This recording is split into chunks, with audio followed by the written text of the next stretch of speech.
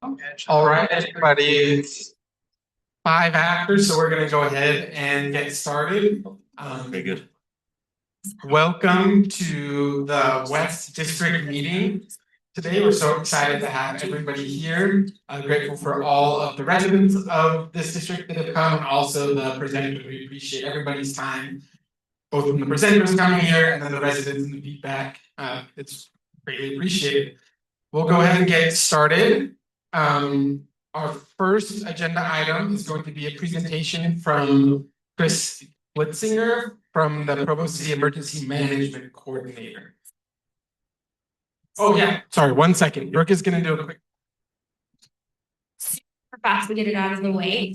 So your tickets, if you have them, we've got a couple of bags that we're going to be giving away.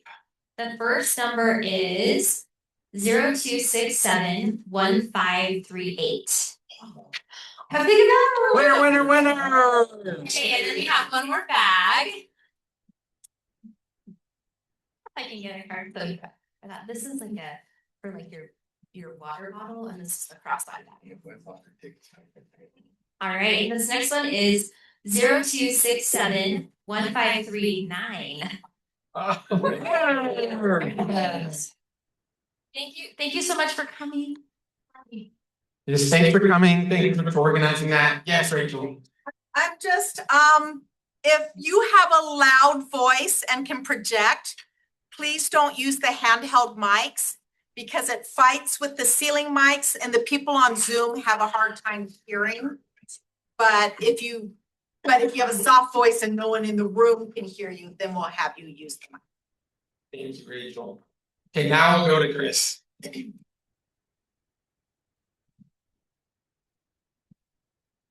Good evening, everyone. My name is Chris Blinzinger. I'm the Provo City Emergency Manager. I'll talk to you tonight about our neighborhood preparedness community outreach program where we have monthly classes. Our next one is coming up tomorrow night, fire extinguisher training. And there's information about that on our website. There's some flyers in the back with that information. There's a list of topics that we have on here. We don't usually meet it in July or December. But these are monthly meetings, and I've had as many as 95 people, and generally there's 25 to 35 people that come. And we have combined with Orem City on this as we work together. Sometimes the meetings are over at Fire Station 2 at the community room, and otherwise they are at the Provo or at the Orem City Emergency Operations Center. Tomorrow night that will be up there for the fire extinguisher training. Information is on the handout back there. But I just want you to know that we are concerned, focusing on community preparedness. We believe that it is up to our residents and our citizens to take actions for being prepared. The city will be there, but you're never alone. It takes all of us to make the world go round. It takes all of us to do our part to be prepared. Any questions for me about the community outreach, the community preparedness meetings? We also are working on our ham radio Provo auxiliary communication team. If you are a ham radio operator or know someone, we would love to have you part of our team to help us in emergency communications. And additionally, we have our Everbridge emergency notification system. That requires a subscription because we downloaded the yellow and white pages. And how many people out here have a home phone, a wired copper phone? Anybody still have a home phone? Well, they don't publish a phone book with all the cell phones. So we need your help to subscribe to that so that you can be notified for important things. It could be some kind of a protective action, something going on in your neighborhood. We can draw a map, and everyone that's registered in that map gets the information that we send out. So we ask you to sign up for that, and I believe there's flyers in the back with the QR code. The signs in the back have the QR code that you can register for that. Any questions about that? Thank you for your active participation in this neighborhood program. I think Rachel does a great job. And thank you for consideration of attending either our meetings or taking some actions on your own for preparedness and taking care of yourself and your family. Thanks, Chris. All right, our next agenda item is an update on the Epic Sports Park. Is Rylin? Yes, thank you. Thank you. I wanted to say thank you to Brooke and Rachel for reaching out about inviting me to come to today's meeting. My name is Rylin Patterson. I'm the manager over the Epic Sports Park. If you ever email me though, you might get a signature that says that, or the sports fields and programs manager for the city. I actually oversee not only just this park, but all of our other sports facilities, the staff that run all of our programming for the entire city. So if you've ever played in soccer or volleyball or junior jazz right now, I had a hand in that. So hopefully that makes you happy and not sad. But thank you for all that you guys do to support. So I'm here today because, as you are all aware, in Mayor Judkin's first Mondays with Marcia on Tuesday, she made the announcement that we're working towards a plan to open up 2 fields at the Epic Sports Park for use. As of right now, that is still in the works. As she promised in that post, we are still working on what that plan in final form looks like for you all. And as soon as we have it, I promise it will be very widely known. And our wonderful mayor will make sure to help us get that to you. And we're excited about it. We have a few really cool ideas. We think ways that we can make it work. And but we're still in the process of fleshing it out. So today there happens to be snow on the fields, as you know. In terms of sports fields, generally we don't open up until April for usage, regular usage. So right now we are working on it quickly, I promise. But with a couple weeks notice, we don't have it foolproof, and we want to make sure we're giving you the good final product before we jump the gun on that. So that's the update I have for today. If you have any questions about the Epic Sports Park, you can reach out or look at provo.gov/Epic Sports Park, or you can email me directly. I know that my email, I believe, was on the agenda, but if not, it's rpatterson@provo.gov. And I appreciate all that you guys do to support what we're doing. Rachel? We have a Zoom question. Okay. Taking live questions. My From best. Zoom. Does the opening of 2 fields for the public use at the Epic Sports Park meet the requirements of section 6F of the LWCF grant for the park to be open to the public in perpetuity? And if the city is saying that it does the BLM agree? Great What questions. that means? I'm gonna have to research all of those numbers and things that they put in there. So if you wouldn't mind responding with my email address, I'd love to do my best to give them an answer. Could you repeat the question? It was an awesome question, but I didn't pay attention. I think what they were asking is whether or not opening 2 fields helps us meet LWCF requirements that we did. It's the Land, Water, and Conservation Fund. That project was funded partially by a land conversion here in Provo. And I believe we are fully in compliance currently. That's the answer I can give now before opening up 2 fields. So I think I can get back to them directly with more details, but yeah. Thank you. Patterson with an O or an E? ON. Yes, great question. PATTERSON. So thank you so much. Thank you.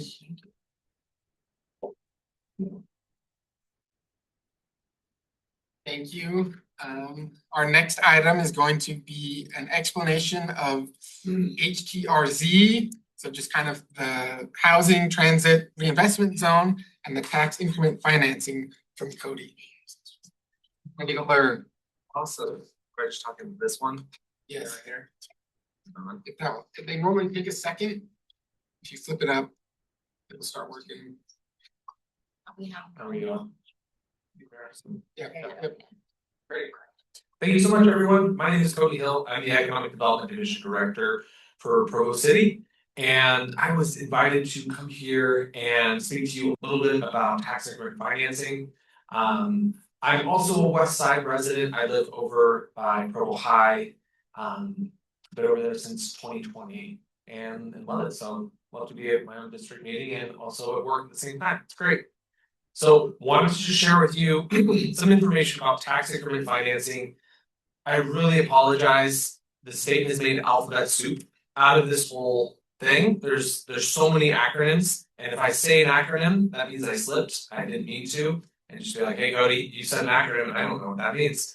Because there's a lot of acronyms. I'm going to try and avoid them. So, economic development, programs and policies, activities that seek to improve the economic well-being and quality of life for a community by creating or retaining jobs, providing a stable tax base, It is a revenue strategy for our community, generating additional tax dollars for new business investments. So that's basically, economic development. One of the tools that we have is property tax increment. Basically, the purpose of tax increment is to help development happen in an area for some reason. That reason could be that it is a former brownfield site, so there was a steel company there, or a mining operation, a slag site, and the ground was poisoned. EPA stepped in, the city stepped in, the state helped, and we took care of the ground, so it's former brownfield, but people don't really want to develop there because it costs a lot more to develop on a former brownfield site than somewhere else, because you have to drill down into the earth and put in helical piers and build on top of those piers, and there's lining. There's a lot of hard things about a brownfield site. So that is one reason that you might want to explore using tax increment. An area that is brownfield, an area that is just economically distressed, has a depreciating value. It might be in an area that you see opportunity for growth, that you would want to use tax increment. And basically the principle of it is that without some kind of intervention from the public, the area that is depressed will continue to depreciate. The area that is a brownfield will remain undevelopable unless someone steps in to help. And so that is the thinking behind it, that there's a but for support from the public, support from the city, support from a redevelopment agency, that development won't happen. We won't support the economy, growth, jobs, the things that I was showing you in the first slide. So that is the reasoning behind it typically. Another one is to catalyze development to happen. If development is happening very, very slowly, but you want it to happen faster, tax increment can be used for that purpose, as well as to enhance what is being developed. So, for example, in the downtown area, there's a project area, and that is to help enhance what is already being developed. So, if you can get a better, higher quality development to occur from little investment, that seems to make sense to cities, and they step in and they do that. So those are the reasons that cities use tax increment. And what it is basically using there we go. The most common one is property tax. So we have a property tax here in Provo. This is the most up-to-date rate for 2026, 0.010019. So when you get your property tax bill, it's assumed by a lot of people that it's the city's property tax, but really the city just makes up 17% of the whole tax rate. Most of it is the school districts. School districts just shy of 70%. And then the next largest is the city, followed by the county, and then there's a water district, and then a little bit to help out with the costs associated with assessing and collecting. And so the thought behind it is that if we have like an asset that's worth $5 million, but it's depreciating annually at about 10%, that is a failing asset. That is an area or a building that is blighted, that is a detriment to a neighborhood, to a community. And if we just let it go on, then it's bringing probably down the property rate of neighboring properties, and we don't want that as a community. We can decide. So a redevelopment agency can step in and turn that around. They can support growth and development. I guess that was the last slide.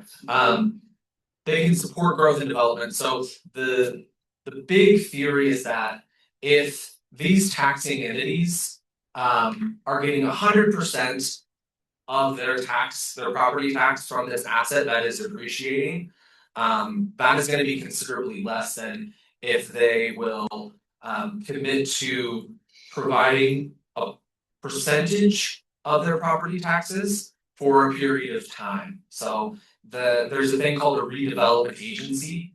It is governed by the same people that govern the municipality. So if you're in a county and the county has a redevelopment agency, then the county commissioners wear a county commissioner hat, and then they can also wear a redevelopment agency hat.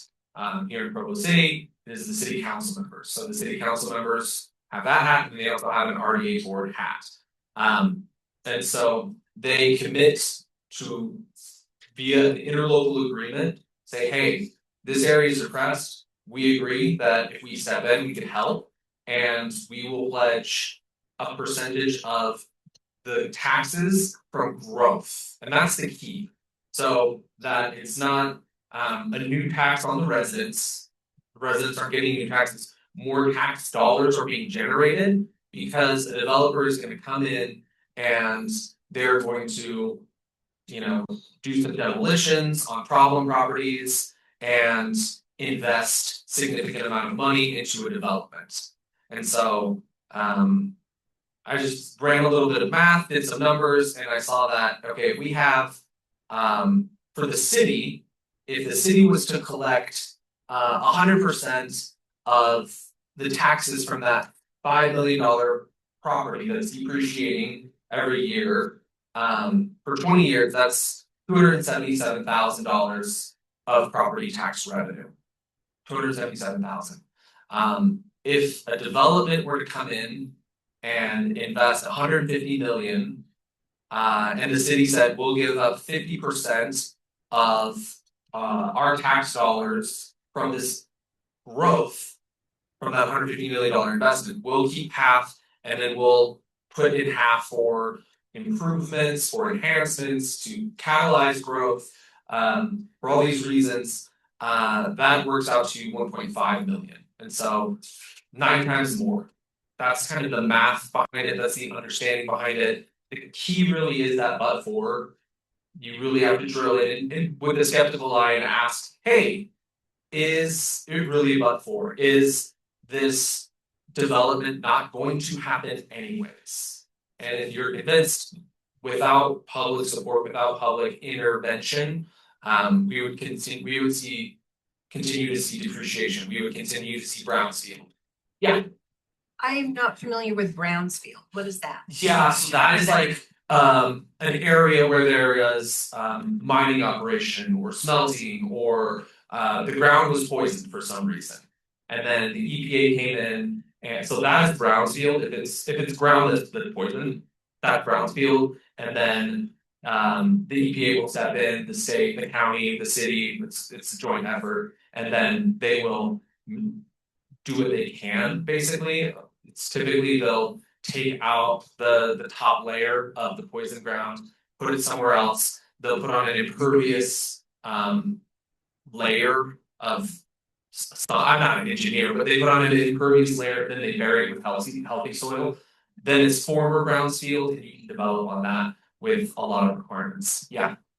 So how these, like how the tax increment and the HTRZ apply to the potential Walmart development, what kind of agreement you guys are working on with them, and also what areas in the west side are being targeted by RDA?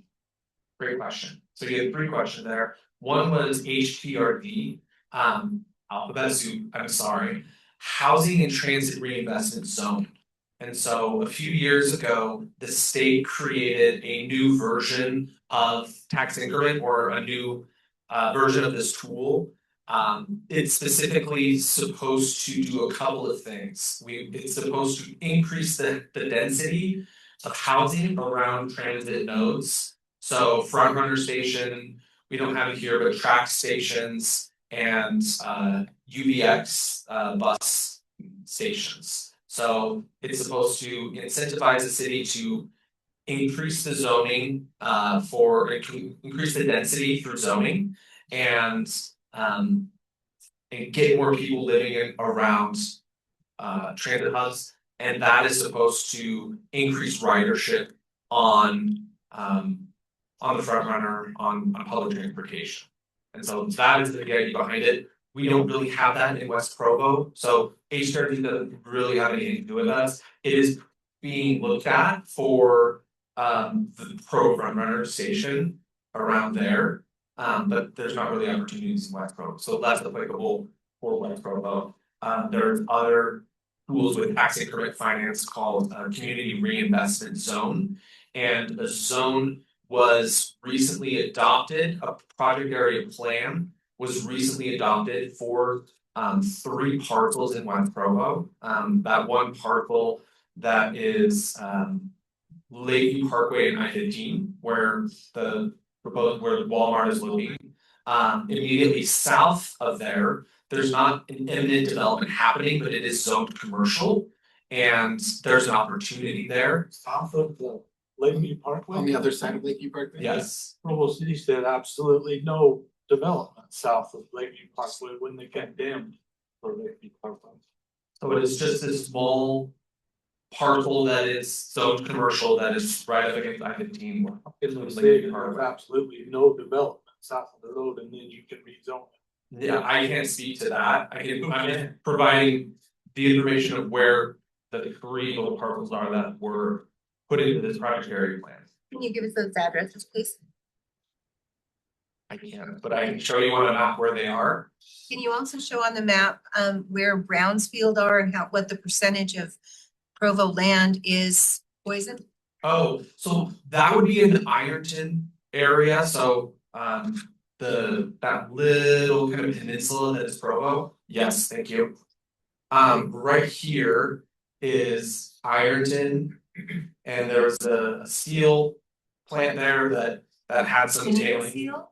Old Geneva Steel? No, not Geneva Steel. What is the name of the steel company that was there? US Steel. Thank you. US Steel. And so there are some former brownfield sites here. And if you can zoom in over here. And then I can point out where the 3 pockets are, where that community reinvestment zone. We're going. Yeah. I can't You see got the it? map. We got it. Sorry. All right, so right here. Yes, right here. And then there's also 5 acres immediately south of the Epic Sports Park that are also zoned commercial. That are in that area. Okay, zone commercial, but I want to know where the poison places are. So former Brownsfield, and that was what I pointed out over there. That's the iron. They're all in that area, all of the poison Brownsfield. Former Brownsfield, yeah. Okay, so they've been, according to the EPA, cleaned up. Yeah, correct. Where do they put it? Where do they put The contaminated part that they put somewhere else, they picked up. I don't know, but it's controlled by the EPA. And it's a joint effort by the EPA, the state, the county, and the city. It was done a while ago, right? Like this isn't a. Yes, no, this is not a new thing. This would have been done in the 80s. Oh, in the 80s? Yeah. It was an industrial area of Provo for many decades. Yeah. Well, see, I was born and raised here in Utah County, but I've been away for 20 years and my mom died and my dad fell, and so I moved back to Yeah, just a couple of years ago, and Provo has just changed so much, so. right. Yeah, and so it's relevant because if it's former Brownsfield, it's very hard to develop on. And there's a lot of requirements so that you don't pierce that impervious layer. And so that's why I was bringing it up as one of the potential reasons why you would want that. Yeah. So can you give me an example of where you would use the HTRZ, housing and transit Yeah, reinvestment can you zone. pinpoint and say, hey, this would be a targeted area? And let me get straight to, so you take taxpayer money, you invest in it, a piece of property, because it's a dilapidated property. Right. That property creates 5 times the amount of revenue, and thus brings more taxes in. Yes. But our taxes stay the same or they go down? It doesn't affect the tax rates Okay, it doesn't affect the tax rate, No. but there's money that came from the taxpayer to pay for this. So when an investment comes in, Yeah. so the increment is based off its increment. So it's saying right now that depreciating asset is gonna produce 277 million over, or sorry, 227,000 over 20 years. If we invest 150 million into this site, there's gonna be more tax dollars because we're investing more money. So the taxpayer money gets invested on the initial front end? No, Or it gets on the back end? it's when they, so I'm a property owner. Yeah. I'm in a project area, I invested this 150 million, I continue to pay my taxes, it goes to the county. Everyone that is in Utah County, we all pay our taxes, it goes to the county, and then the county gets those tax dollars and they distribute it. Okay. Sorry, the 70% goes to the school district, the 17% goes to the city. If the property that's paying taxes is in a project area, then the county looked at it and says, okay, there's a participation or there's an interlocal agreement. And the city has said, we're not gonna collect 100% of what's being paid, we're gonna collect 60%. Oh, got it. Or 50%, and we're gonna give the other 50% to this redevelopment agency. And they're gonna program those tax dollars for infrastructure needs, for whatever is needed to make development happen there.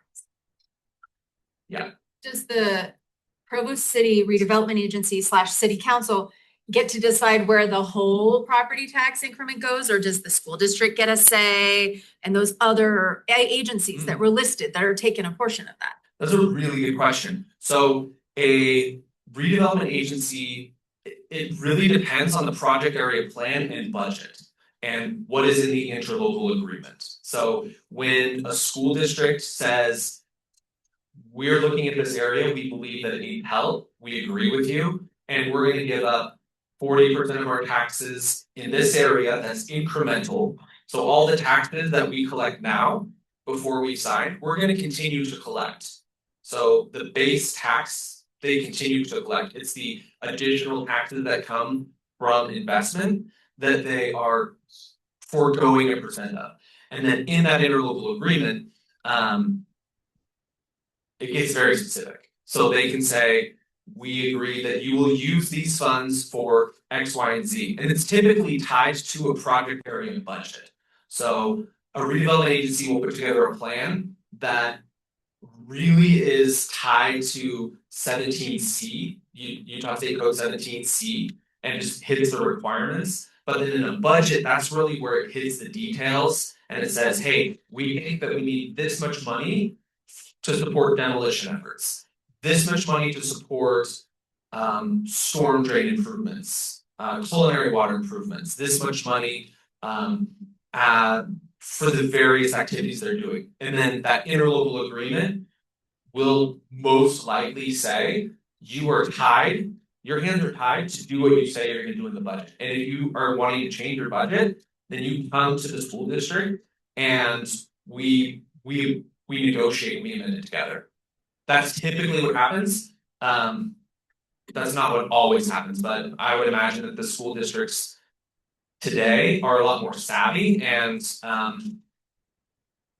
I guess. Right, because if you're approving a housing development with a property tax incentive, like the school district's gonna have to educate all those kids. Yeah, they don't wanna do that. So they don't necessarily wanna give up the increased property taxes. Yeah. So the school district has a say, has some ability to kind of. Except in the HRTZ. Correct. So in a community reinvestment area, the tool that we created just this last week. The legislature for that. Yeah, so in the community reinvestment area, that's through interlocal agreements. So it is cooperative, it is negotiated in that HTRZ, housing and transfer reinvestment zone. This redevelopment agency creates the plan, creates the budget, then they go to the state. And the state has a commission that reviews and approves. And there is representation from educators in that commission, but it's very different from going to Provo City School District and asking for participation. Yes. Yes, you mentioned that because on the west side, there's no, in essence, really rapid transit, that there's an opportunity for housing and transit reinvestment zone on the west side. I understand there has been some type of sending the, I forget what's called, the rapid bus line to the airport. If that were to happen, would that be an opportunity then to put to do some of this around the airport? Yeah, if there was a BRT station, a physical station at the airport, then it would open up that opportunity. I have a Zoom question. They're asking, is the McCord's lot along Center Street where they're pushing for a grocery store in one of those development zones? It is, none of the properties, I believe, are owned by the McCords. Property that they do own is not in one of those areas. Yeah. Yes. I have a question, but and I have a couple of assumptions in this question. You can please disabuse me from the assumptions are wrong. Sorry, can I just address that one question sure before you get into yours? It is not currently, it can be amended. A project area plan can be amended by the city or by the redevelopment agency. Yeah. Just a comment. Well, I think because this is kind of complex and there's lots of, the HRTZ aspect of this in itself is kind of complex. It'd be great if Provo City had a document this on the website. Maybe even some charts that talk about the different categories this goes to. Talking about the tax increment itself, 17% for Provo. That is an assessment that is made by the county because we live in Provo. 17% of our bill is going to Provo as this tax increment. Who are the people that decide that percentage? So that is decided by the individual taxing entities, really. So it's not a bond, though. We don't get a vote on this. So a general obligation bond is something that you vote on. So it depends on the type of bond. So it's the taxing entities of the taxing entity of Provo that decides that 17% puts that 17% increment on our. You're kind of thinking about it a different way. Okay. Really, they're independent of each other. It's not like we all decide that 0.01009 is going to be the tax rate and Provo City gets 17%. It's more like Provo City Council decides we're cutting our taxes this year. It's the council. Why not? Yeah, exactly. So council members make the determination. The council members and the school district board members and the Central Utah Water Conservancy District board members. They come up with a figure of a dollar amount that is assessed in the property taxes. They come up with a budget and they see if their tax rate is sufficient or revenues are sufficient to cover their costs to operate and provide the level of service that they believe their constituents need and want. And then if it's insufficient, then they crunch the numbers and they say, we're gonna need actually this tax rate in order to function and operate. This increment. And then if it's higher, then it goes through a process called truth in taxation where there's public hearings and then they vote on it. Okay, so there will be hearings about the assessed amount. Always for increases in taxes, yes. Great, thanks. Yeah, Sorry, just we're 10 minutes over this item, so I don't want to cut you off, but we need to move on. I just wanted to give you a chance. First off, if people have more questions about this, what would be the best place for them to reach out to? Is that you? Is there someone else where they could go and get questions answered? Yeah, absolutely. So I'll bring a stack of my cards down and leave it with Rachel and happy to reach out. Happy to chat with you. Sure. Are you Chris? I'm Cody. Cody Hill. Yeah. And then Cody, one thing before we leave, I'll give you one more minute. You want to just like quickly summarize why you felt like the development parts in West Provo were something the city needed and what you're hoping to do with that, like more specifically for the West Provo side? Yeah, definitely. So I think the most clear is, I mean, from my perspective, is just south of the Epic Sports Park. That was zoned commercial. It's going to support the functions of the airport where there's been significant public investment, support the functions of the Epic Sports Park. From a tourist standpoint, there's gonna be hotels there and restaurants, gas station, convenience store, and it really fits into the plan that the city has. And if there is a way to speed up like I said, act as a catalyst to speed up the development that's gonna happen there, we can use tax increment for that. So when the city council, or when our redevelopment agency board adopted that project area plan, it did not commit them to do anything. It just created options. It created a tool that they can decide to use or not.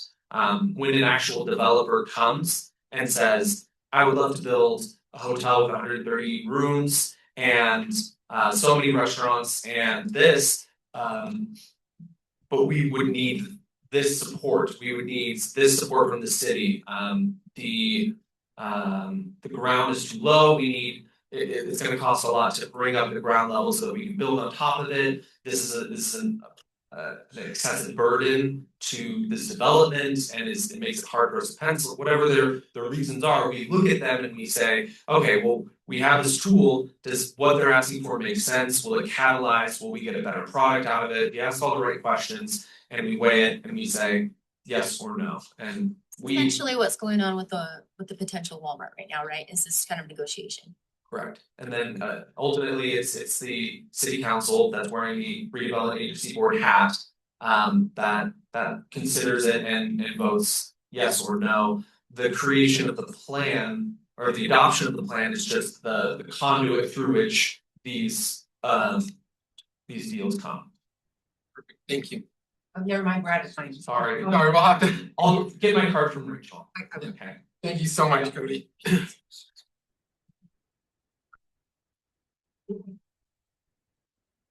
Thank you, Cody, and thank you everyone for your excellent questions. We're gonna move on to, we have two zoning items. So the first one is about getting back a section of 1600 West. So we have someone from Provo. Aaron, are you taking that? So Aaron Ardmore is gonna present on this, and what I saw, it was still in the review process for this one. Okay. All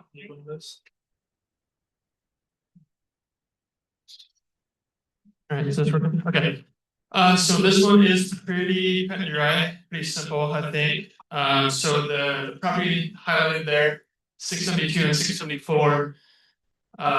They dedicated more land than what is needed for 1600 West right away. So now that the improvements have been put in front of those homes, the remaining land is going back to the Wheaton family. So that's what this application is doing. This will go to the city council for final vote. Any questions on that? I have one question. This road is so narrow. Are you confident you're not going to need this land in like 5 years and you need to like expand the road? Like I know the sidewalk's in the right spot now, but I don't have any confidence on road width, but engineering seems to have confidence that this is the right way that they'll need in the future. Yep. Any other questions on that one, or is that it? Go. Okay, and so this next one is also in the review process and the developer is here. Oh, I'm sorry, was there another question? Just really quick, Rachel, I'm getting some comments from people that were trying to watch online that the Zoom isn't working very well. I don't know if you're getting those same comments, but What is happening? Zoom isn't working. the Zoom's not working very well. How's it? Looks good. You look good over there. I don't know. I've just gotten a few people have texted me from my neighborhood saying that they're struggling, like that it's just very spotty. It's very in and out. So I just, maybe there's nothing to be done. It could be their connection. I don't know. I just wanted to let you know.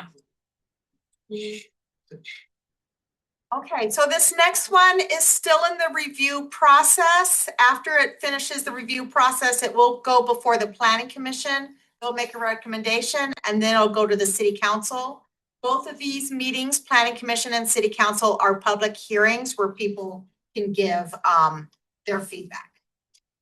Okay, the Zoom issue, people are commenting now. The Zoom issue is using the microphones causes a feedback loop and then it just cuts all the sound. So don't use the mics. Just talk loud. Really loud. Yell at you. There you go, perfect. Good evening, I'm Randy Young. And this should be fairly simple, and straightforward.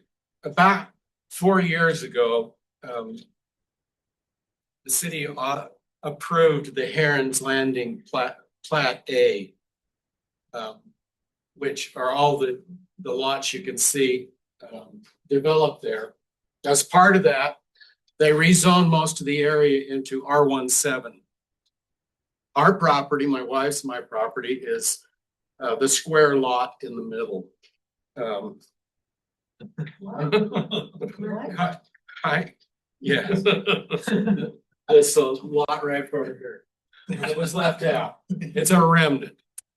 Unfortunately, when they developed it, they came in. This was an active farm. They tore out all of the fencing, removed all of the trees and the shrubberies on the perimeter. Then they went belly up. So this is their city map. You can see the area in which it is here. Zooming into that, you can see that most of it is R17, including our little piece that I have in the box there. Our request is fairly simple. We want to rezone that into LDR, and you can see from the pictures that there are other examples of that. One of the reasons we want to do that is because I'll just jump one slide. I'm going to go through this fairly fast, and if there's questions or any review after we step aside. This is the house, and you can see out the back property. Most all of it is just raw land. So the question is, what can we do with it?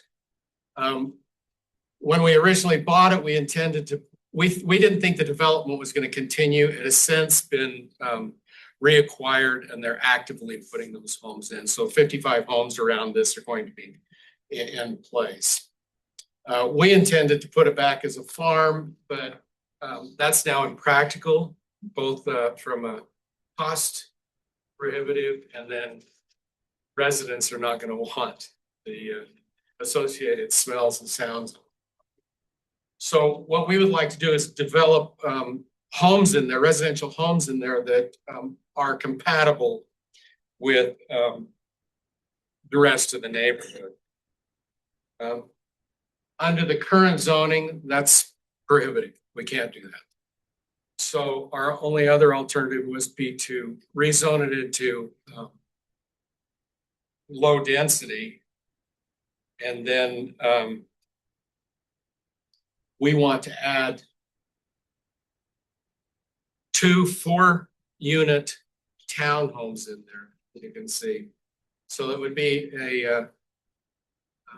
an off-site road.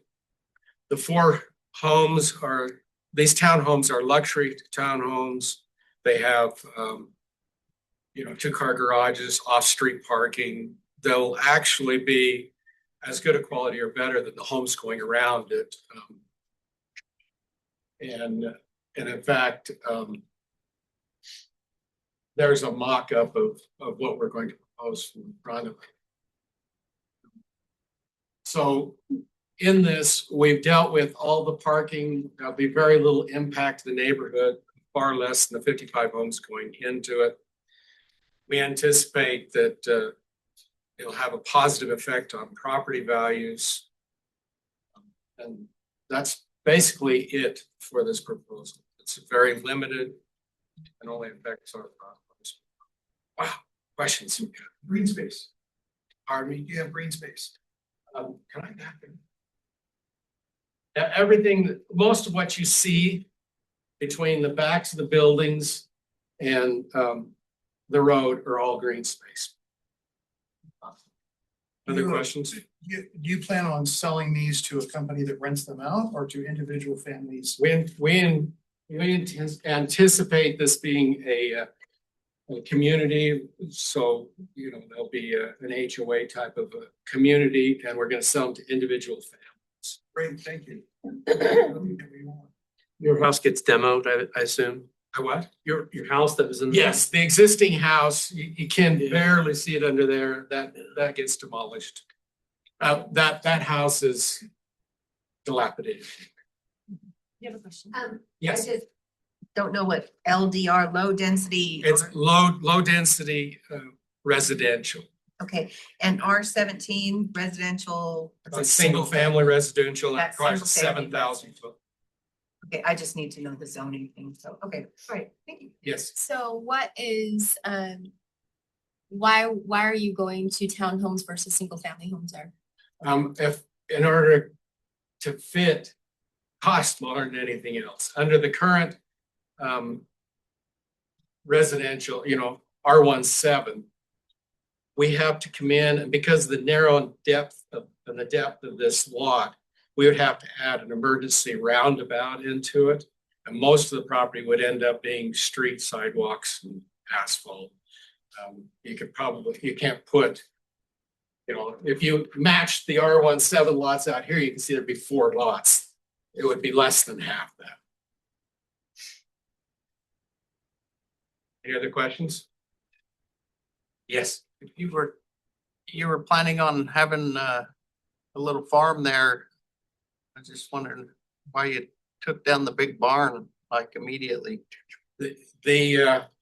Once they took the fence out, the barns, there was barns, several outbuildings, and the house that were unoccupied, and actually being used by homeless people for humanitarian reasons and various reasons. They fell into great disrepair. The tall barn that was there didn't take much to push it over. And so we took it out both for safety and liability. Even if we moved back in and put a fence around it and did it, we'd have to put new structures that we couldn't reuse that barn. And actually that decision was made after we realized where we were headed. Yes. Just a few comments about Provo. I was reading, in fact, I'll just read this real quick. It's just a very short thing. It says that Provo City is known for having the highest density focus in Utah on multifamily units defined as buildings with units on top and one another or side by side with shared walls. It makes up 46% of Provo City's total housing stock, significant higher than 22% of the state average. Okay, so I just want to say that the fact that we are already 22% higher in this type of housing in Provo City, and this is basically our only development area, is from the area we've been talking about tonight. They're turning it into commercial. They're turning it into multi-housing units. How does that value this city? Who has ever moved to a city and said, our city's the best? We have more apartments, more townhomes, more condos than anywhere else in this entire state. And our open land, the open land that we have is being sucked up right now into commercial and mass housing. Like, for me, as a resident in Provo City, I think that our city has an opportunity with this little tiny bit of development that is left, this little tiny bit of land that's open to actually really make our city great. We have so many areas that are run down, even commercial sites. Why aren't we sticking Walmart in East Bay where all these warehouses are empty for years? Why is it going into the open land, and why are we turning it into mass housing? And so for me, when I hear, oh, we're going to put in another condo, another townhome development, how does that benefit the entire city of Provo? How does any citizen do? I mean, we're already 22% above any city in Utah. So how does another, I get that you've invested into this property, and now you're kind of in this situation of how can you profit from this investment? But the rezoning on any of this land, the problem with that is what it has done to our city. The fact that our city is still allowing rezoning for housing on that type of housing, and we're already 22% above any other city, it should not be happening. It should not be allowed just because we want to financially gain. Thank you so much. Can I just say something? I completely agree with you. I'm 100% side. I believe the same thing. I just want to present one little thing here on his behalf. I don't know him, I've never met him, never seen him. But I've been sitting here in meetings for the last, I don't know, 6 months or so, a year. And every single meeting, we've had a zone change, and every single one of them has been huge developments. One of them just happened because the ex-co-founder of Qualtrics founded a huge housing, got a big zoning change for a housing developed by Walmart that not one family is going to be able to purchase. It's just mass housing. It's all rentals.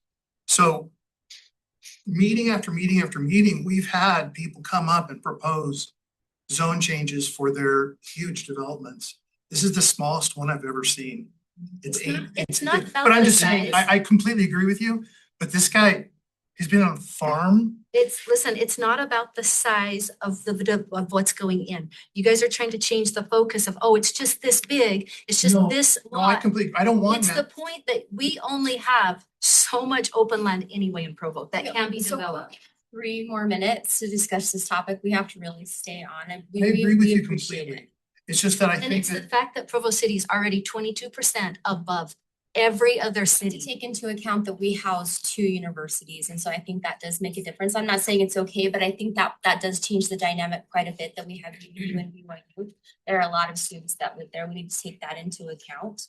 UVU's A lot of Orem. students live in this. A lot of UVU students live in Provo, but it's okay.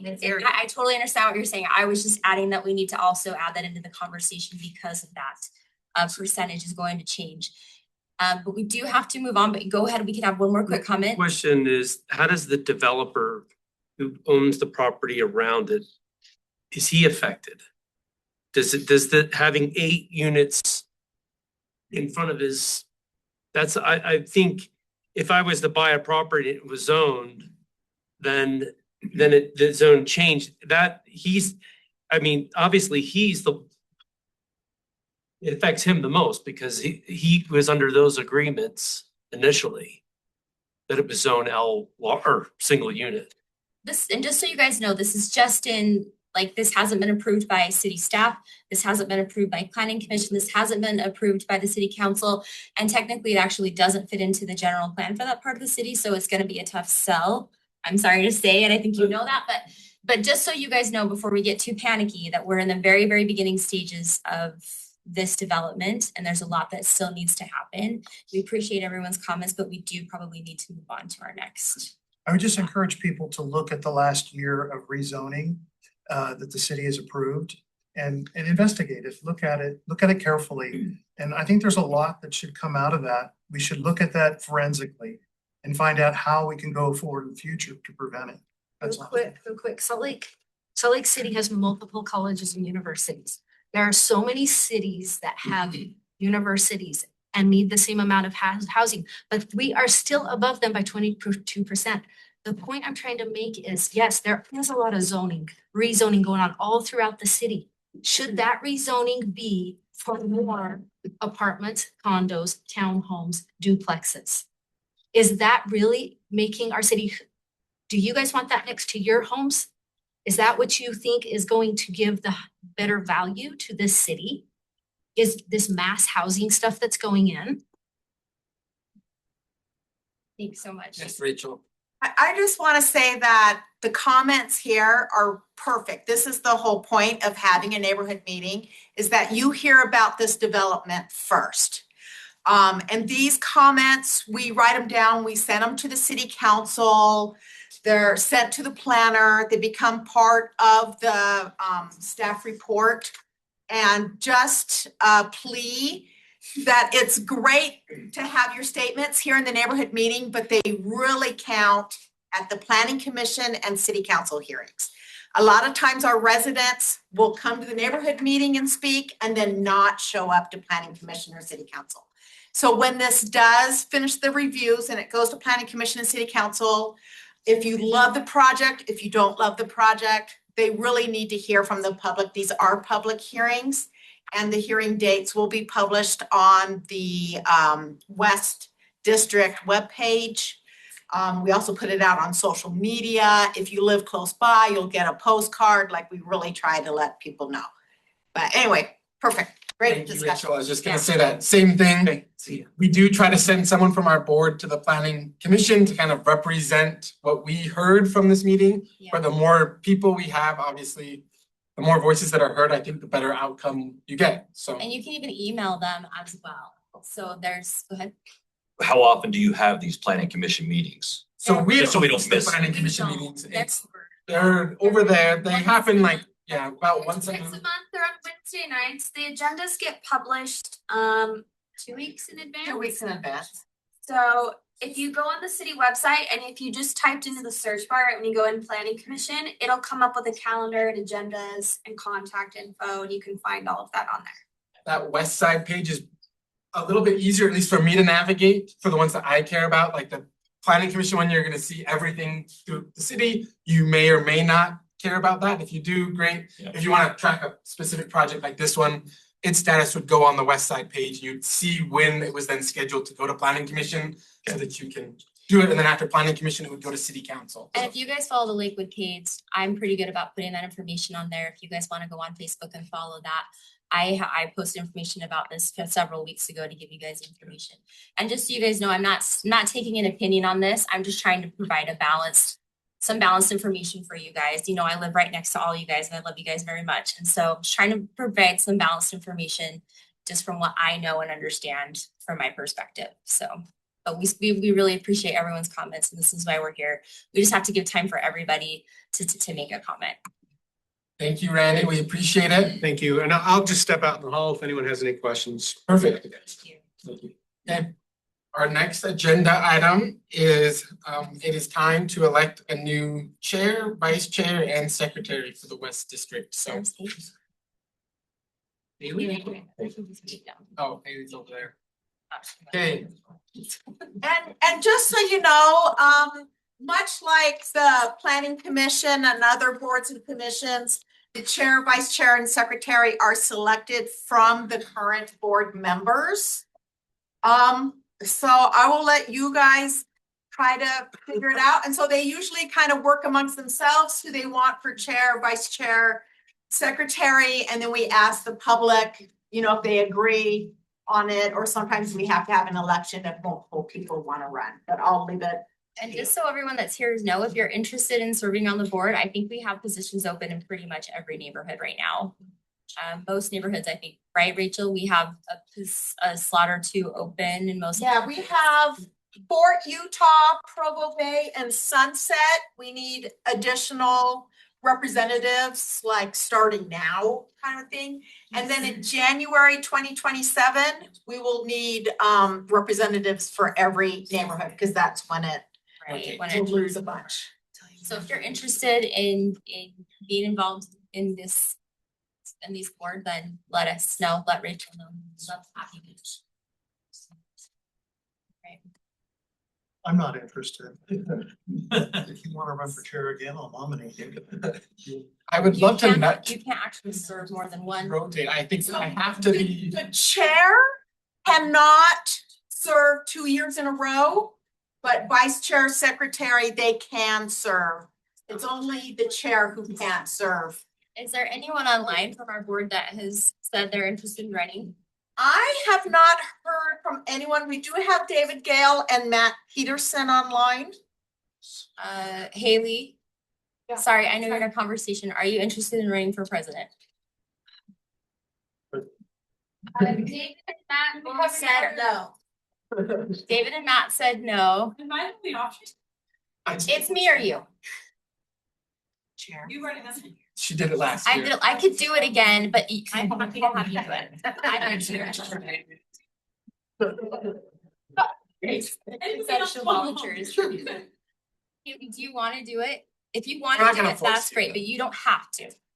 Keep in mind, it is in the code that you can have a vice chair fulfill your duties. I'm just saying. All right. Yeah, that's fine. Okay, I'll do vice chair. Do either of you want to do secretary? Oh, I'm happy to do, I'm happy with the neighborhood thing. at this point, I'm not even sure what the secretary does, because you don't I do notes anymore. I approve the agenda. You, I'll approve the agenda. yeah, so, Chairs. yeah, we write up the notes for you and you approve, amend, make changes to it. It's very easy now. I can do that. I know. Sound good? Yeah, sounds good to me. Vice chair, I didn't do it. Do we need a vote? That was easy. Haley, if there's not any. Any disagreement from? Running, you don't need a vote, but we do need a confirmation from the residents that are Oh, here, that okay. they agree with it. Person by person or as a whole? As a whole. Yeah.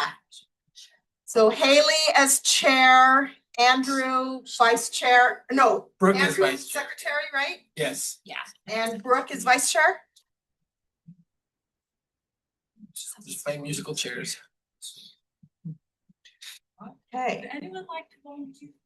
There's good board. And that was, Okay, so Easy. we just have to I say, think I'm in Sunset, raise your- I'll be on the board, no, I am in the neighborhood. Okay, I'll be perfect. the We would neighborhood. love to have you. After this meeting, let's Rachel. talk to Rachel. Yeah. Figure out what Do we just neighborhood do like a you are. yay or nay, Rachel? And usually we just raise hands. If you They're are in okay favor. with, oh, sorry, Rachel, I'm sorry, no, you go ahead. And I'm doing your job, though. All right, we are proposing Haley as chair, Brooke as vice chair, and Andrew as secretary. We're gonna have a quick vote from the residents. If you are in favor of that, please raise your hand. Perfect. Anyone with concerns? If you do have concerns, please join the board.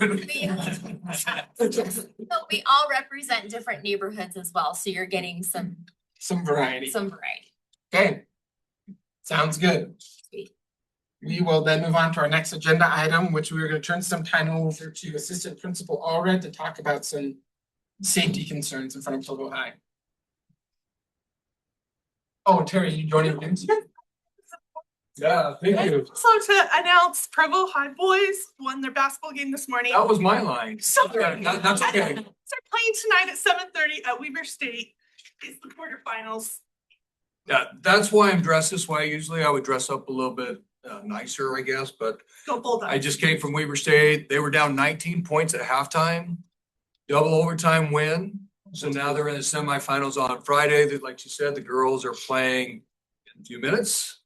And so congratulations to our boys and good luck to our girls. First, my name's Lynn Ardmore. I'm assistant principal over at Provo High School. I appreciate the opportunity of being here.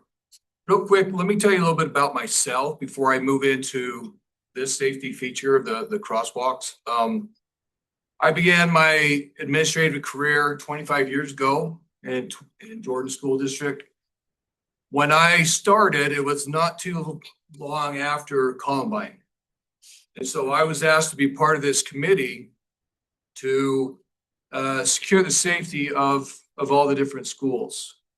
And by doing that, so there were about 10 of us in the district, and I was selected as one of them to make sure all the schools were safe, with the evacuations were all done correctly, lockdowns, all the different procedures were done correctly. We didn't want a Columbine to happen, obviously, in our district. This now is my 8th school that I've been at. So every school that I've been, there were 7 schools in Jordan School District that I was over safety. Every school district or every school I said, hey, I want to be part of the safety because I want to take care of our students. When I got here at Provo High School, last year I ran the drills. This year I was selected to be part of the district safety committee. And the way it works is every month I will meet with the faculty and staff and we talk about safety concerns at Provo High School.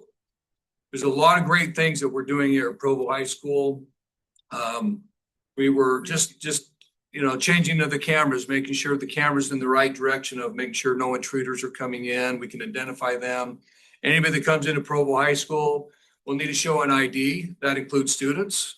We have people at the front desk that there's a little ring-in doorbell basically that They have to show their badge to get into the school. We also have trackers at the north end of the school that are stationed to make sure that everybody comes through there has to show ID.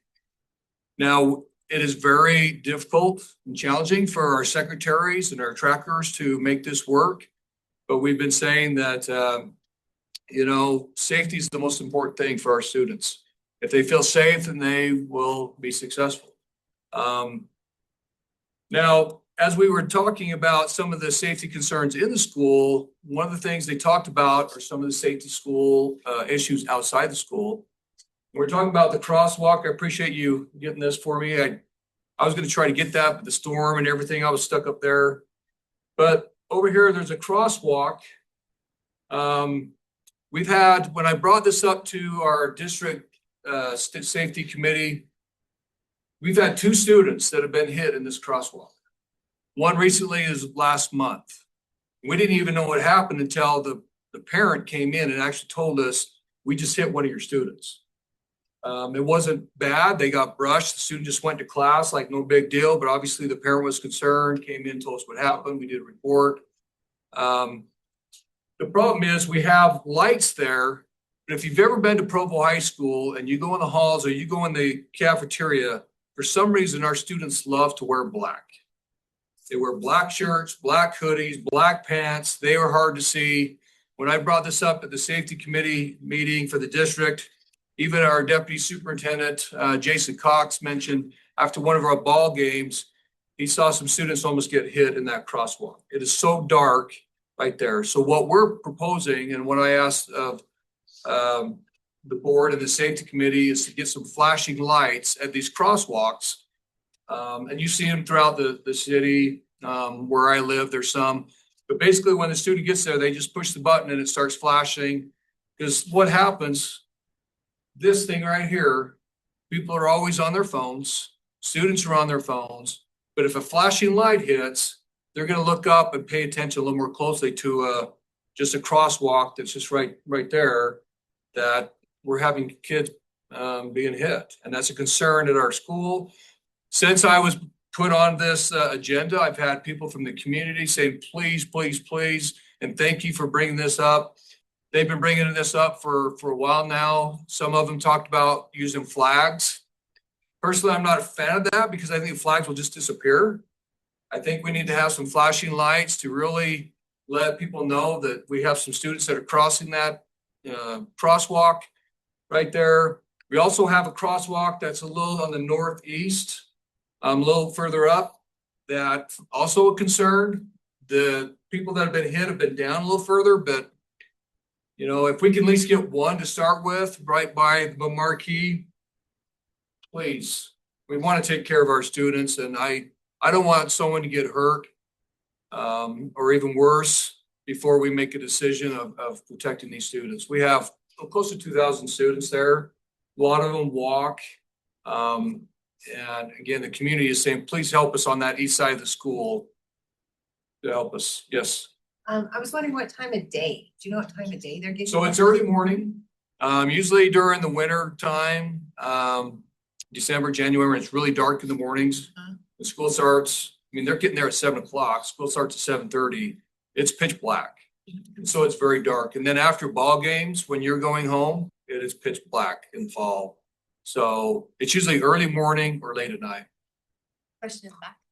Yes. Zoom question, what is the exact address of this crosswalk? Or can you Or can you point? just point to it? So Is that Lakeshore Bulldog or?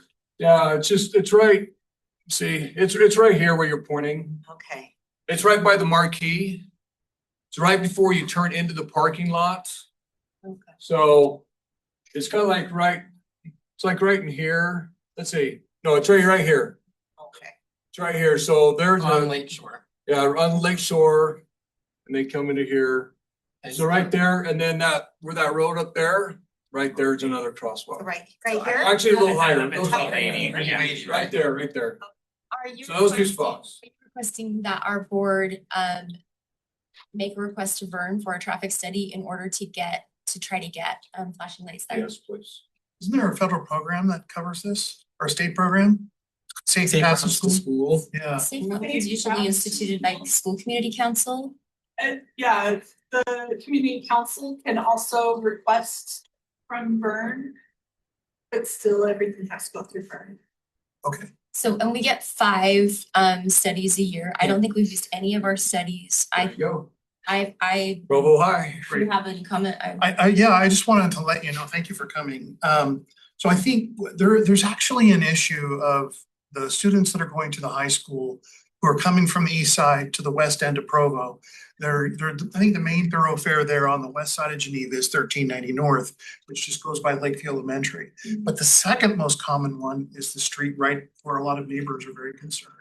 It's 1130 North. And it's a very slow road. It has a loop, an angle that goes, it's a 15-mile-per-hour angle. We have tons of students wiping out on that corner, driving 45 miles an hour, both to and from.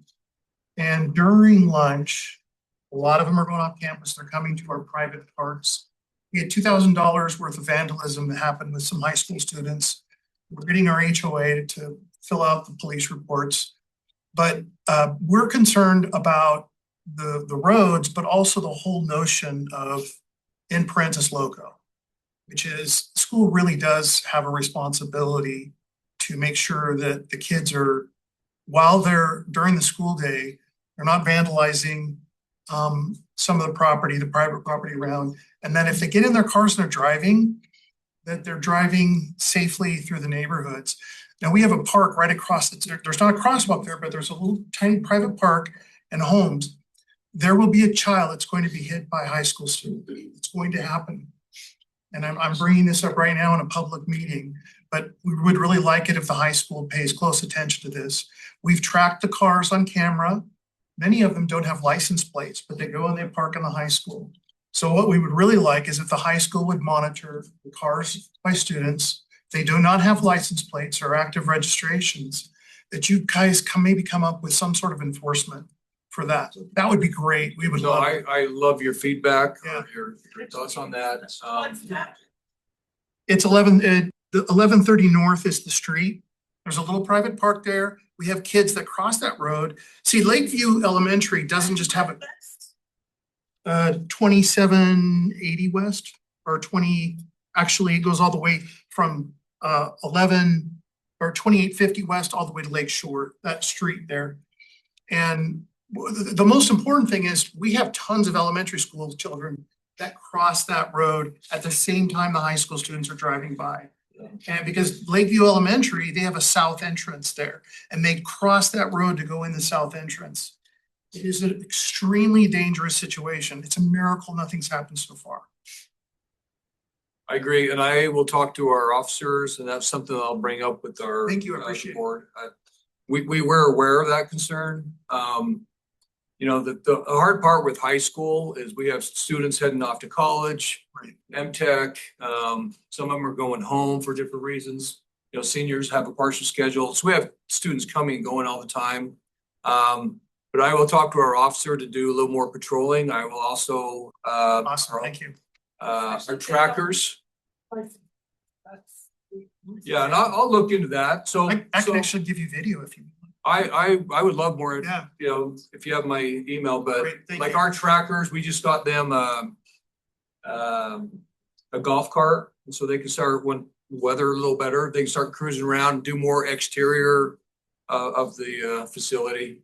But again, I take that very seriously. So thank you for bringing that up. Thank you. Perfect. So you said that we want to run or maybe propose a traffic study. Would that just cover the single intersection at Lakeshore and Bulldog, or could the one traffic study cover both I believe intersections? that since it's the same street, it should be okay for both. But That if would be doesn't- helpful. If it doesn't, we I would- have enough traffic studies that we can still cover too. Yeah, Either because I way, know. at least the board can request it to Vern and then we'll defer to him as to say whether he wants to classify that as one study or 2 studies. That's That would be up his to call. him. Yeah, because there are a lot of, and my kids are elementary, or my oldest is elementary, so that's my bigger concern is that they cross that 1280 north. We cross that every day to go along the back sidewalk path to To the over Lakeview to- Elementary. Right. So we're And- probably interested on both, like getting an idea of the amount of foot traffic that's coming through, car traffic. Yeah. and car speed, obviously are all gonna be factors that we want. And then just to your point about patrolling the parking lot, I know a lot of the students also park on 1280 North. They will park along the street on 1280 up on that north side. And so just. So they're not supposed to, and so we're gonna start. I'm so sorry, but we're kind of getting off Okay, the we're gonna topic. start If- ticketing. Yeah. I've made some announcements for ticketing. They're not supposed to be parking up there. So, Thank you. If you don't like, if you have, we're not trying to cut anyone off, but we do have to kind of stay on topic for our agenda. So if you want to chat afterwards or even right now, totally do that. But thank you. Perfect. Do you have another question? Did you want to?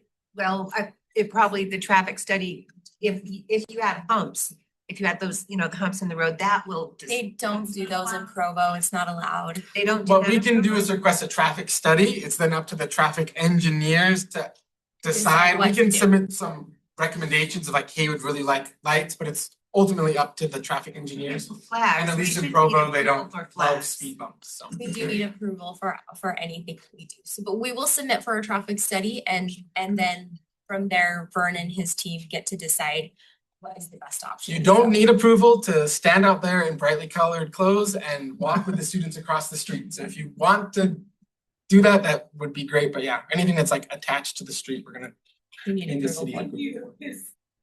Community council can't request this until September, so. Okay, Yeah, we will we do were that. happy to. So we'll do that. Okay. For both intersections. Yep. Perfect. Okay, that feeds well into our next topic, which was we wanted to have a vote on a traffic study on 1560 South. Do we have to vote on the other two traffic studies too? As a board or as a community? It's usually, the board has the final say on the traffic studies.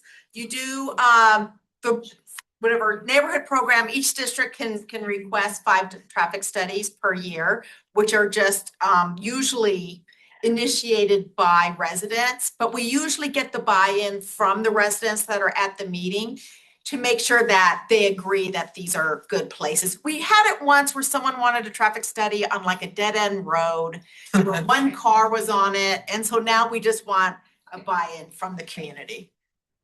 Any concerns with using a traffic study for there in front of Provo High? That seems like a wise use of our traffic studies. Right. My recommendation, okay. Then 1560 South, this is the road right in front of the property that we were actually talking about with the rezoning. There's a stake center there on that end of the street. The other end of the street goes all the way over to 500 West. It's like right next to I-15, the mall's right over there, just to kind of situate. It is. There. Actually, It is a the good, only east-west street in our area. Well, it gets well used. it's straight like that. Yeah, nice it's speeds. it's like literally the only one that goes straight through. And it's arterial. I don't know how it's classified. Question about It's that. not a neighborhood street anymore. It's I doubt it's arterial. it's not, it's something. It's like a collector. Collector, maybe collector, but I don't even know if that classifies that. I It don't know. kind of looks like one, but I'm not an It's not a engineer. neighborhood street anymore. I know that. I just don't know what it is. I highly doubt it's arterial. I don't think it's raised to that. So I would make it arterial. Would the traffic studies be done prior to or after, like the Walmart went in? Because that street, there's your exit off of Lakeview. Yeah, it does exit really close to where And then the way into that main entrance into that. the Mark's gonna be down. Yeah. Yeah. Right there. Yeah. So least one. there is a proposed light. So would that be prior to or after? Cause that traffic. We can say when we want the traffic study. There is like a limit on like, they won't, if we request a traffic study, they won't let us request a traffic study at the same On the same spot street. for 3 years. Yes. Oh. But Walmart is also not going to go in like a year, right? Like it's not even approved, like at this It's point, not we're even like 3 going in years right now. out likely from a Walmart. Does being everyone know that Walmart is not a done deal? Thank Walmart is heavens. not a done deal. Thank heavens. I was Yes, just afraid it was. how do we shoot that down? How Walmart You know is not a something? done deal. Email their city council. I've got some Email city council, email them with your opinions. It is not a done deal by any stretch of Then the what are they imagination. doing over They're there? not even good employers, For okay? some reason, the city, Right? the city is putting fill in, and I don't understand why, because there is no deal in place. Who's dumping the dirt and The dumping it out? city is putting So- right now, but Is the there city is no also deal. putting the landfill in for that? So in front of your, The in by your developers. house, The no, developers are doing that. that's a developer. So yes, so in terms of Walmart, I think we could request a study here, and then if Walmart did get built, it would likely Do be it a again. time frame where we would request it again in 2 Yeah. years. I think that's appropriate. Do you guys wanna stick with your, wanna request a study for now? And after. And after, yeah, Yeah. for sure. Kaylee. I was just wondering who was requesting. These are the residents that live on 1560 that I'm assuming you guys. We'll request it. We haven't, but great. Is there a proper way to? I was just wondering where it came from. Somebody did. Yeah, we So live I- on 1560. I got some feedback that there were, that you guys that live on 1560 were worried about the traffic and the speeds. Well, we're worried because it's also a main artery road for bus stops too, for both the elementary and the middle school. So, and the church right there is also a donut central for idiots. So they like to fly up the road and do that and then zip back. A great use of. I guess I was just assuming Yeah, because I had yes. heard that feedback from some other neighbors that was a concern. Yeah, and if they're especially gonna be adding the residential homes where we live, So currently, they have the ability to, the people that own that property they don't have any, what's the word, applications in with the city, but it does appear that they are getting ready to do something, but right now I couldn't tell you what their time frame is, but yeah, for sure, it does seem like things are going. Kaylee? Are there other improvements other projects that have been approved on that road though?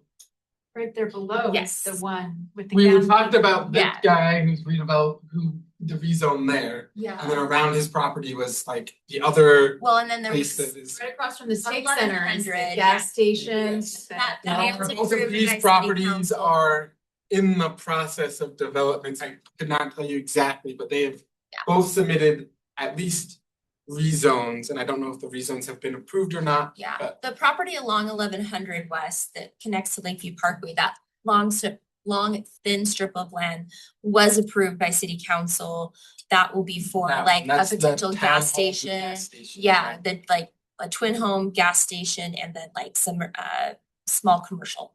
So would it be prudent to wait until some of those are in before we do the city, because that'll change the traffic? So that's a different road. I mean, Well, It will impact it. it will impact it. Yeah, It could impact it. I it's a good question. there are no businesses down 1560, but people could definitely cut over. I mean, no, just one. yeah, Yeah, and I it's don't a even good know how question. far out that development is. It's been approved, but it still, could be years.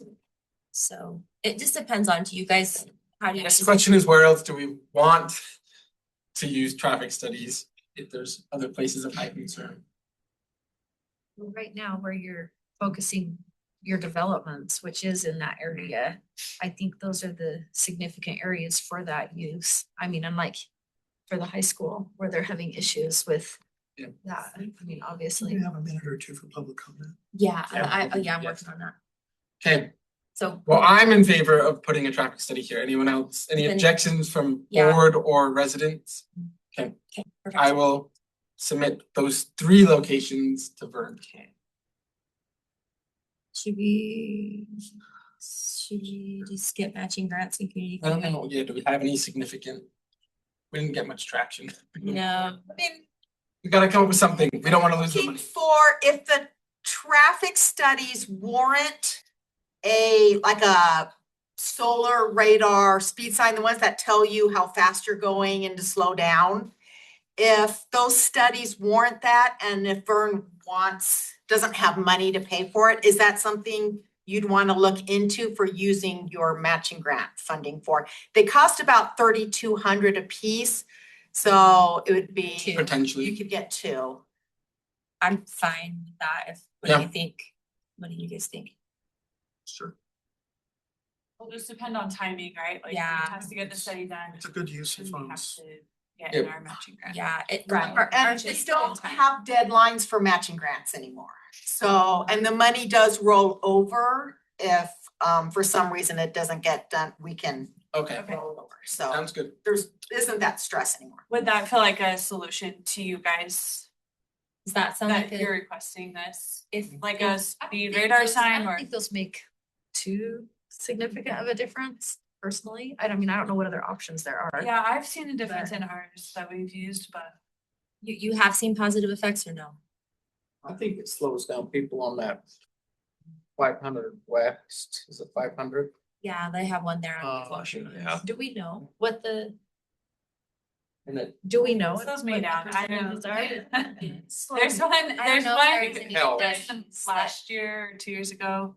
I think it definitely helps because It helps for a it flashes stretch. and tells you to slow You down. say it's on your street now. Well, and Vern, you know, we can request a traffic study and Vern will come back and he's the head of traffic for the city. He will come back and be able to tell us, okay, this is how many cars, this is what's going on, these are the speeds they're going, things like that. And so he'll probably have suggestions as well based on his study of, you know, traffic.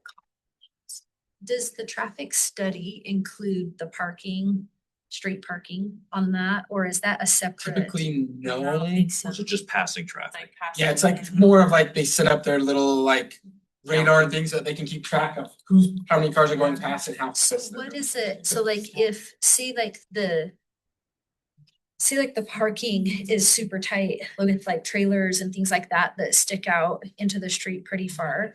Like is there like a That's thing that more they of do like for that?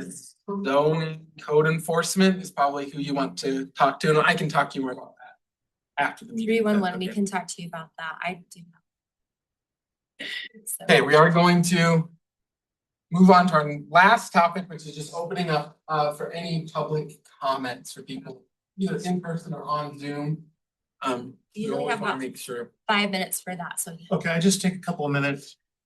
What I'd like to do is give some status on the Lakeview neighborhood airport issues. Specifically low altitude flights, noise violations and lead emissions over schools and including Provo High School, as well as Lakeview Elementary and the noise violations. So a couple of us went to the last open house. We discussed with several staff at the airport about the violations of every single training. We're not opposed to any of the commercial flights. They don't bother us at all. It's that there are flight schools that have circuits that go right over our homes all day long. Every day it's clear and they don't stop. For me, I work at home and I do a lot of cognitive work. I can't perform my cognitive work. My neighbors can't perform their cognitive work. They can't watch TV while they're going over, and they go over all day long because they make loops over the top of our house.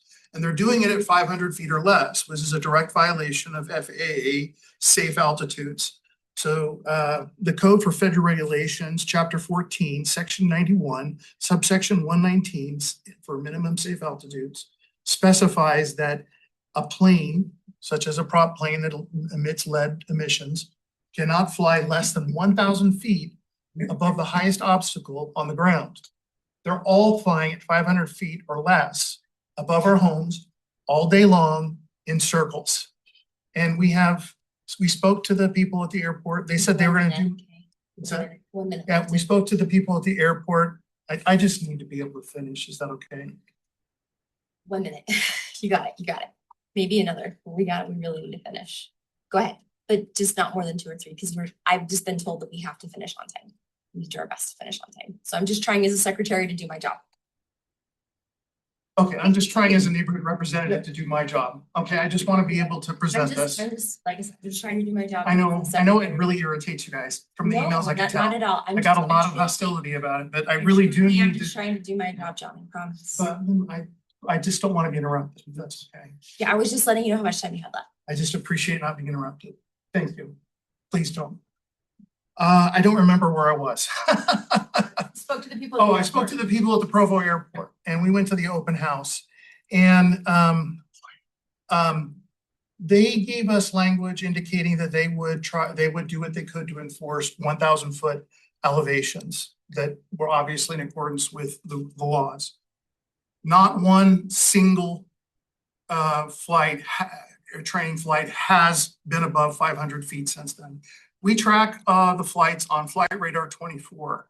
And we have all the violations and screenshots, not all of them, but many hundreds. And unfortunately, that's not happening. We've done a records request from the airport. The airport says that they have absolutely no communications about anything they've ever done to help comply with noise ordinances or flight violations. So according to their records, they denied it, all records to us because they said they don't exist. They don't have any complaints that have logged. We know that people have complained. So we're basically what we're at is we're doing what we can to appeal to the city. We are meeting with some opposition, pretty much at the neighborhood level. This is really important to us, and it's not going to go away. We're going to probably take it up with the FAA Planning and Development AIP program, which gives the federal grants to the Provo Airport, specifically for safety, which it's not helping us at all to make sure that it is safe. These are actually very dangerous flights. There are 6 airplanes all traveling in a circle in a very tight formation. Again, they're right over the top of the elementary schools. So it's not just a lead emissions problem. It is also a flight problem, and it is unsafe. So I just wanted to give status on where we are, what we're planning to do. We would love to have the city do what it can to help us. It will take the city to get involved for the FAA, the contractors there, to be able to deal with it. So we just really want to make sure that everybody's aware of that. And I don't have time to go into all the details, but thank you. I'm done. Thank you, John. Yes. I want the camera, I want to be deflocked. The cameras that are locked in to Ring and Peter Thiel's nefarious plans, they need to go. We don't want a surveillance state. We don't want China. Take those down. Okay. Have you contacted anyone else in the city about that by any chance? Not yet. I'm not sure that we have the power to. Oh, but you don't have to. I'm gonna fight that. Okay? Because what we have is big companies squashing the hell out of us. People in power, people in authority at every level have failed our children. And if you've watched anything about the Epstein files, all authority has failed us, and it's up to us to save our children and give them a future. Thanks. Thank you. Do you have the council's information? No, I'll get it. I'll stay after, and I'll be in the neighborhood. You can definitely email. I will. He's not gonna get it. Bill Gates, Peter Thiel, all those freaks. Pedophiles, Satanists really are running the country and the world. And we need to take back at least our city. Please confirm that. We'll get you that information for sure. So we can't do much. I know we can't, but